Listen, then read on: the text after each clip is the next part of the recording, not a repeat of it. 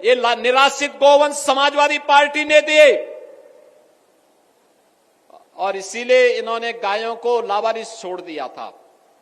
देखा ना समाजवादी पार्टी के मुखिया क्या कहते हैं? कहते हैं गोबर से मुझे दुर्गंध आती है। ये है इनकी असलियत, यही है। क्योंकि गौ माता को कसाईयों के हवाले करते थे।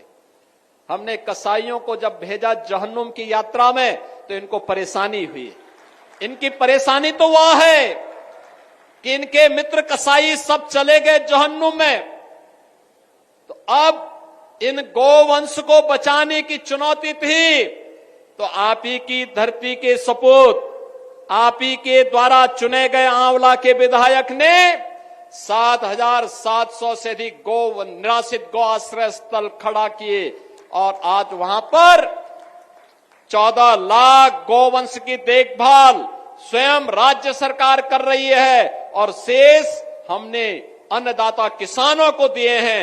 आप भी पालिए, एक गोवंश पर 1500 रुपया हम महीना आपको उपलब्ध करवाएंगे। अगर कोई किसान 4 गोवंश रखता है तो 4 गोवंश के लिए 6,000 रुपये महीना हम उनको देते हैं। आप याद करिए, आम के आम और गुठली के भी दाम, इसी को कहते हैं। यानी गौ माता की सेवा का पुण्य भी पाओ और सरकार का अनुदान भी पाओ। और इसीलिए आज के इस अवसर पर भारत के अंदर, भारत की परंपरा तो गौ और गंगा की परंपरा है।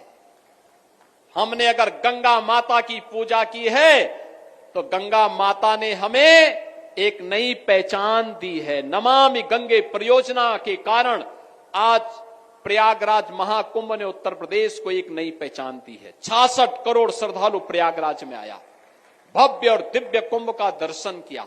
बहनों और भाइयों, ऐसे कभी नहीं हुआ पहले।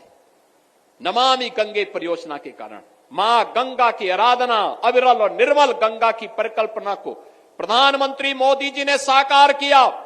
आज भव्य और दिव्य कुंभ बदले में हमें मिला। हम आभारी हैं प्रधानमंत्री मोदी जी के, जिनके कारण उत्तर प्रदेश को यह भव्य और दिव्य कुंभ करने का अवसर प्राप्त हुआ और उत्तर प्रदेश की एक नई पहचान वैश्विक स्तर पर पहुंची।